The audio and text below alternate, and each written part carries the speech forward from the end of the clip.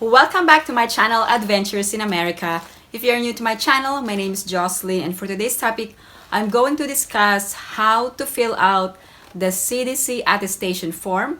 CDC stands for Centers for Disease Control and Prevention.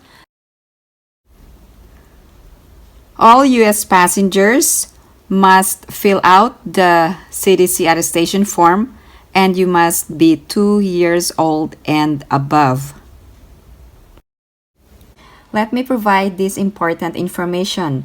U.S. citizens and U.S. permanent residents are exempt from the COVID vaccine requirement. This means you are not required to present proof of vaccination. However, there are other requirements for U.S. citizens or permanent residents. You must provide one-day negative testing or proof of recovery from COVID within 90 days of flying. You don't need to present both requirements. If you have been infected with COVID in the last 90 days, you must present proof of recovery within 90 days of flying. But my video is going to focus on the one-day negative testing.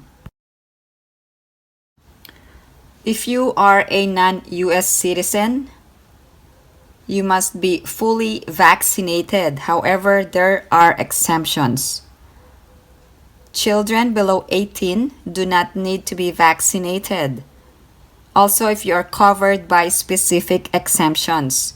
For non-US citizens, you must be fully vaccinated and you must have one-day negative test for 2 years old and above, or you must be fully vaccinated and must present proof of recovery within 90 days of flying. You must present letter and proof of COVID infection. Please make sure to get the latest version of the CDC form. Currently, there are 7 pages to the form and it expires in May of 2023. In addition, the form can be printed ahead of time and you can fill it out before going to the airport, or you can fill out a digital form with your signature. The form will also be provided to you by the airline personnel, so make sure to arrive early to fill it out. Where do you find the CDC Attestation Form? You can find this at the CDC website, but today I'm going to show you how to fill out the form. Here's an actual copy of the CDC Attestation Form. It is actually a combined passenger disclosure and attestation to the United States of America. First requirement, proof of negative COVID test result or recovery from COVID for all passengers arriving to the U.S. So let me go and scroll down. You must complete this to the best of your knowledge. There is a fine or a penalty for failure to disclose information. All passengers to the U.S.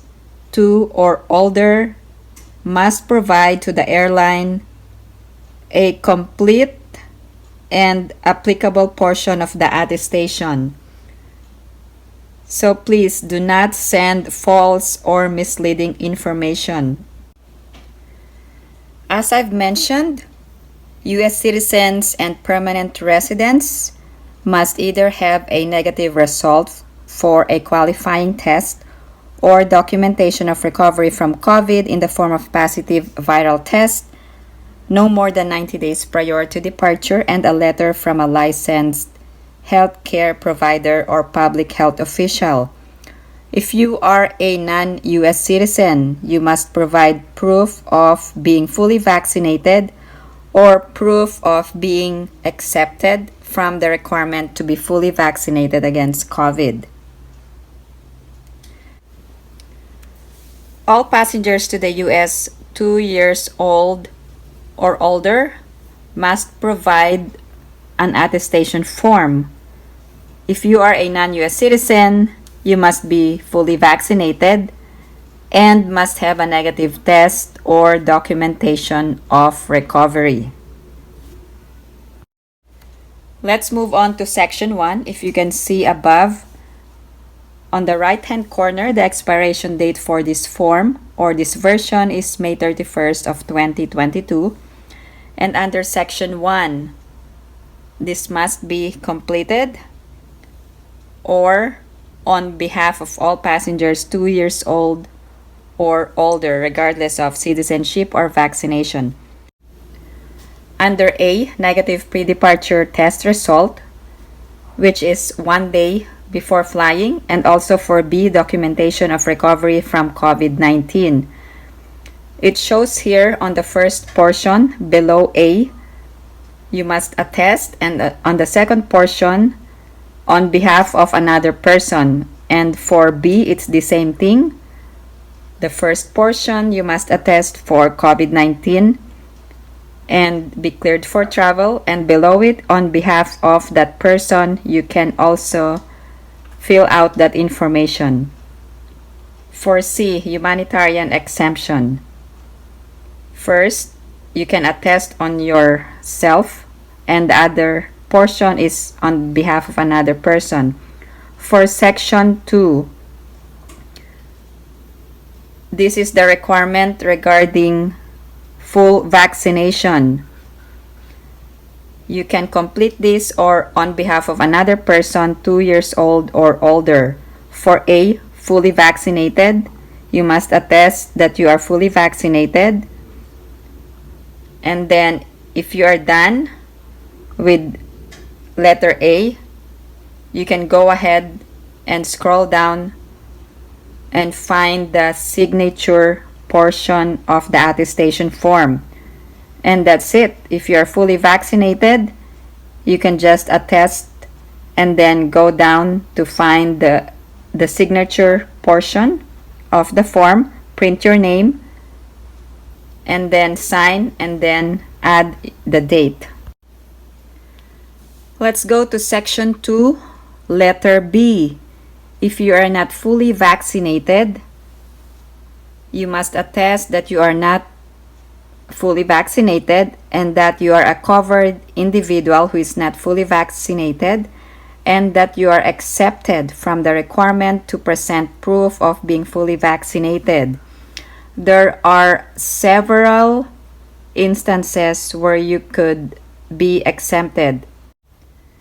The most common exemption is for child 2 to 17 years of age. If you are under this exemption, put a check mark and then proceed to letter D. Child 2 to 17 years of age, and add a check mark that you attest that you are exempted from the requirement to present proof of being fully vaccinated. Let's move on to other not fully vaccinated covered individuals or other exemptions. Diplomatic and official government travel, proceed to and complete C and sign the form. Participant in certain COVID-19 vaccine trials, proceed to and complete D. Medical contraindication to an accepted COVID-19 vaccine, proceed to and complete E only and sign the form. Okay, let's move down to E. Okay, so you need to put a check mark for the exemption and then read the following arrangements: testing and self-quarantine. Other exemptions, let's move on to humanitarian or emergency exception. Also valid visa holder, excluding B1 or B2, and citizen of foreign country with limited COVID-19 vaccine availability. Also member of the U.S. Armed Forces or spouse or child under 18. Also sea crew member traveling pursuant to a C1 and D non-immigrant visa. And then the last, person whose entry is in the U.S. national interest. And then proceed and complete G and sign the attestation form. So it's not that hard to fill out the form. All you have to do is go to the specific portion that is applicable to you. Just scroll down. Once you've done, you can proceed to the signature portion of the form. Print your name add your signature, and then add the date. The CDC Attestation Form provides for your COVID testing within 1 day of flying to the US or your proof of recovery within 90 days of flying. Also, US citizens and permanent residents do not need to show proof of vaccination. Proof of vaccination for COVID is required for non-US citizens flying to the US. For US citizens and permanent residents, either you must have a 1-day testing, 1-day negative test, or proof of recovery within 90 days. For all other passengers, such as non-US citizens, you must either have proof of full vaccination plus negative test, or proof of vaccination and proof of recovery within 90 days of flying. The CDC form is being provided by the airline personnel before you check in, but you can either go ahead and print and fill out the form, or you can fill out a digital copy with your signature. I would advise, if you are going to the airport without having the CDC attestation form, just go to the airport early and fill out the form. This form is being provided. If you are going to fill out the CDC attestation form ahead of time, make sure that you fill out the latest version of the attestation form. If you have any other questions or comments, please post them down below and I will get back to you as soon as I can. Also, if you are planning to travel in the US soon and you have already booked your flight and you wanted to share your travel experience, please share in the comment section below. Thank you guys for supporting my channel, and if you haven't liked this video, please give it a big thumbs up. And if you haven't subscribed to my channel, please subscribe and hit that notification bell. I always welcome new subscribers. Thank you guys for watching. I hope everyone is staying safe and have a great day.